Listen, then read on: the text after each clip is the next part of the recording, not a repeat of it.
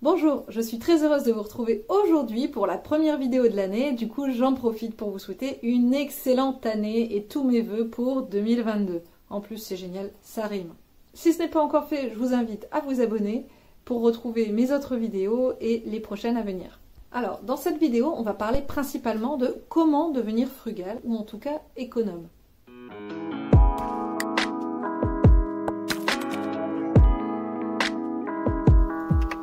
Alors pour remettre un petit peu dans le contexte de mon parcours personnel, j'ai été jeune comme tout le monde, sortie d'école, premier appartement, fauché, donc voilà, j'ai un peu connu comme tout le monde, j'ai envie de dire, le système débrouille. Ensuite, forcément ça va un petit peu mieux, on trouve un emploi un petit peu plus stable, etc.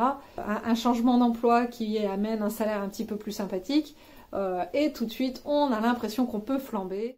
Pareil, quand on devient jeune parent, c'est un moment où on a toutes ces factures, toutes ces choses à payer et ça nous semble juste waouh. Le fait d'être jeune parent, on n'a pas de mode d'emploi, il n'y a pas... avant d'y être, on ne sait pas vraiment si cette fameuse barboteuse ou la dernière veilleuse va nous être vraiment utile.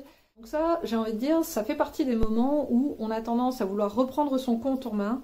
Et malheureusement, souvent quand on veut reprendre son compte en main, c'est qu'on a toutes les économies qui commencent à nous filer entre les doigts. Alors pour moi, pour que ça fonctionne, déjà il y a un premier point très très important, mais dont on parle peu, qui est à prendre en compte, c'est le mental et le moral. Ne pensez pas à votre argent avec le cœur, mais pensez-le bien avec le cerveau. Potentiellement, ça peut ne pas être aussi important d'un point de vue émotionnel, pour la personne qui est en face de vous. Et c'est là que parfois on ne se comprend pas très bien. Donc déjà, j'aurais envie de dire que avant toute chose, vraiment, quand vous allez établir ce projet de faire des économies, réfléchissez de façon rationnelle et non pas avec le cœur, non pas avec vos émotions. Ensuite, toujours dans le domaine du mental, il va vraiment falloir se dire qu'il faut accepter le changement.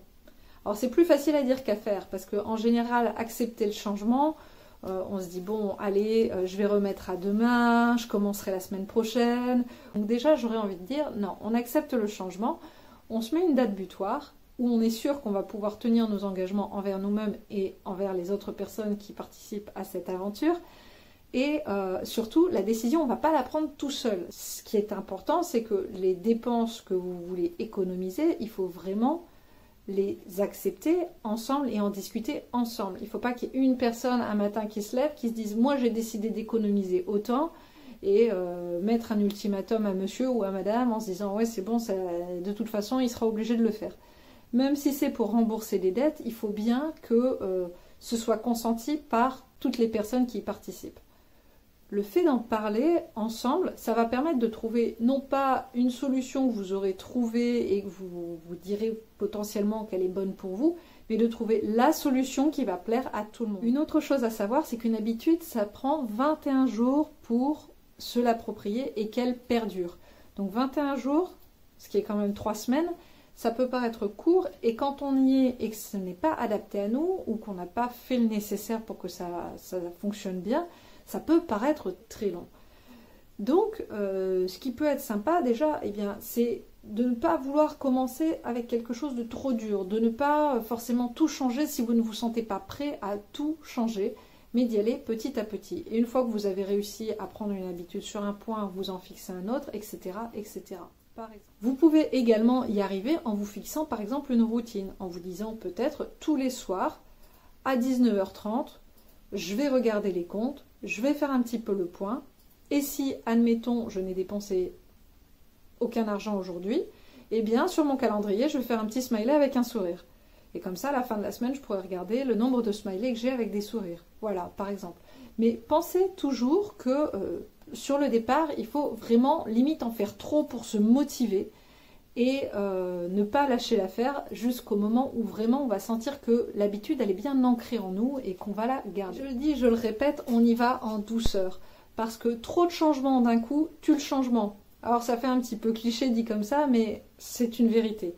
Si vous allez trop loin ou trop fort dans quelque chose qui ne vous correspond pas ou qui vous paraît trop brut de décoffrage sur le moment, vous n'allez pas le suivre sur la durée. Alors que si vous y allez en douceur, vous allez changer vos habitudes.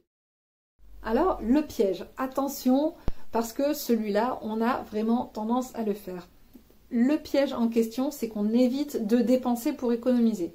Mais moi, personnellement, quand j'ai commencé le système des enveloppes, n'étant pas sûre que ça allait fonctionner, j'ai commencé avec ni plus ni moins que des enveloppes en papier qui ne m'ont rien coûté, enfin très peu finalement, vis-à-vis d'acheter différents trucs, etc., etc. Mon astuce lorsque je veux économiser, alors lorsque je fais un achat, déjà je me pose plusieurs questions. Alors je pense notamment, pas forcément à de l'alimentaire, mais ça m'arrive également quand même avec de l'alimentaire. Je pense notamment à des vêtements, que ce soit pour moi ou mes enfants, des jouets ou même de l'électroménager, etc.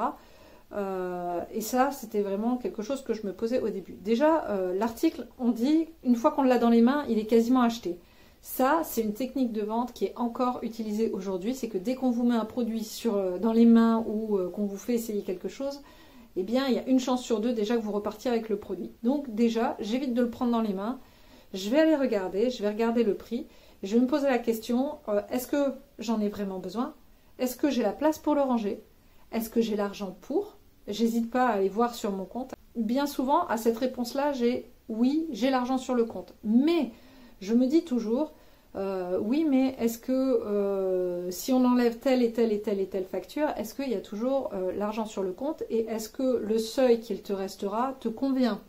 Là, psychologiquement, en général, on fait un petit pas en arrière et on se dit, waouh, toi, tu vas rester là.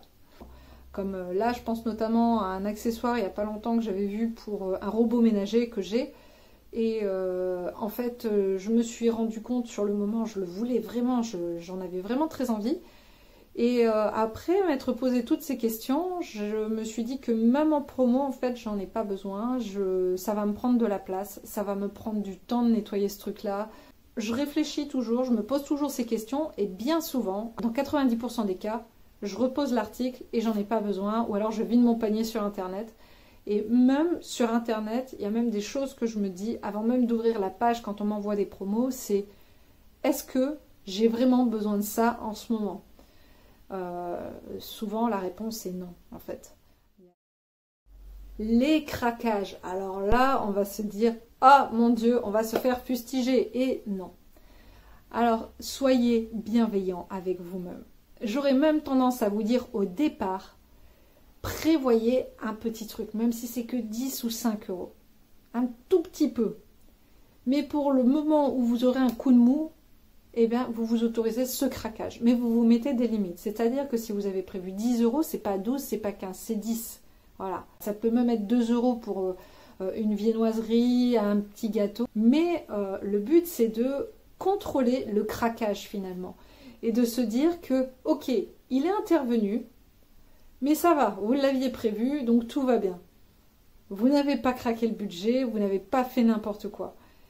Et puis, eh bien, vous essayez de remettre en place, pareil, un petit paquet, on va dire, pour le craquage, et vous essayez de le faire perdurer le plus longtemps possible. Et vous verrez qu'au fur et à mesure, vous allez tenir de plus en plus longtemps, et au bout d'un moment, vous allez rentrer dans les magasins ou aller sur Internet, et vous n'aurez plus de craquage aussi rapidement et aussi fortement, parce que tout simplement, eh bien, vous aurez maîtrisé votre craquage.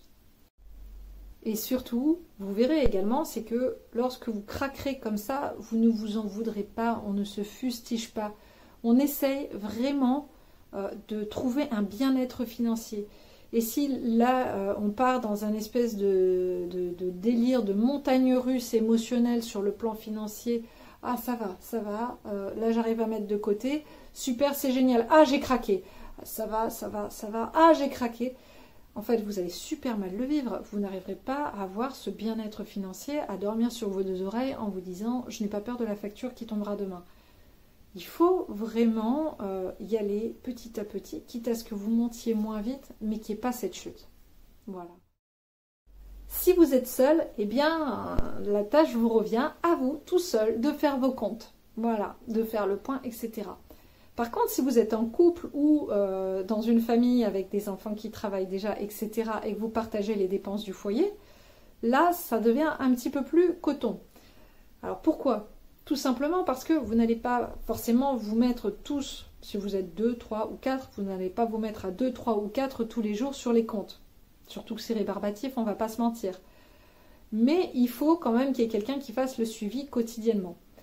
Alors pour ça, j'aurais tendance à dire, n'hésitez pas alors que ce soit à tour de rôle ou que ce soit toujours la même personne, à élire la personne qui sera le plus à l'aise avec les chiffres et avec les comptes. Pour les autres personnes qui sont peut-être moins à l'aise avec les chiffres, mais qui sont au sein du foyer et qui mettent l'argent également, eh bien tout simplement, vous pouvez faire un point ensemble, une fois par semaine ou une fois par mois, et voir un petit peu eh bien, où vous en êtes, ce que vous avez réussi au niveau de votre objectif, ce que vous avez réussi à mettre de côté ou à rembourser, et à faire un petit peu le point, pourquoi pas réajuster les budgets de tel ou tel pôle de dépenses.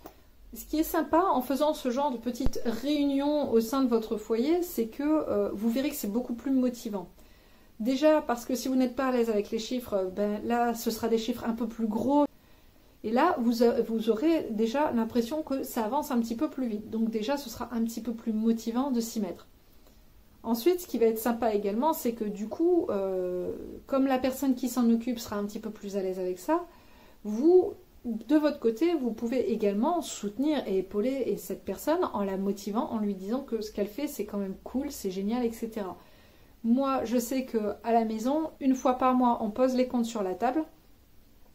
Je m'occupe de tout ce qui est petites dépenses au quotidien.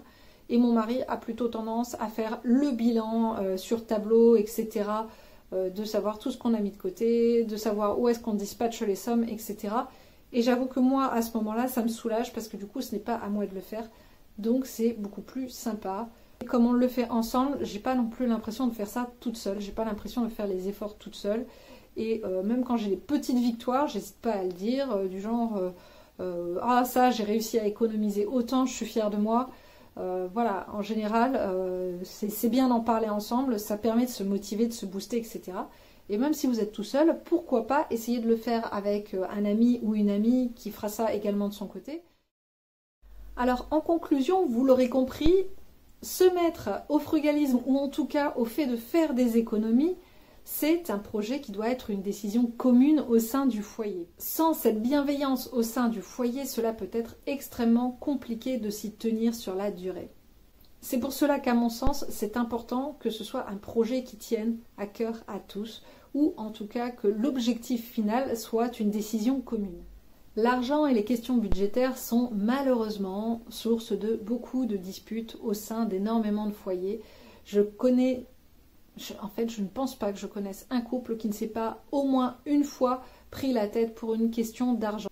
Et le frugalisme est, pour ma part en tout cas, je pense, une possibilité d'aborder les notions financières et le budget du foyer sans forcément avoir à justement éveiller des animosités ou à se disputer.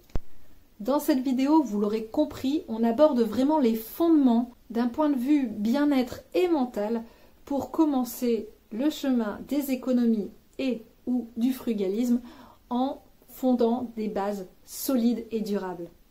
Il n'y a pas de mystère, c'est la clé de la réussite. J'espère que cette vidéo vous aura plu.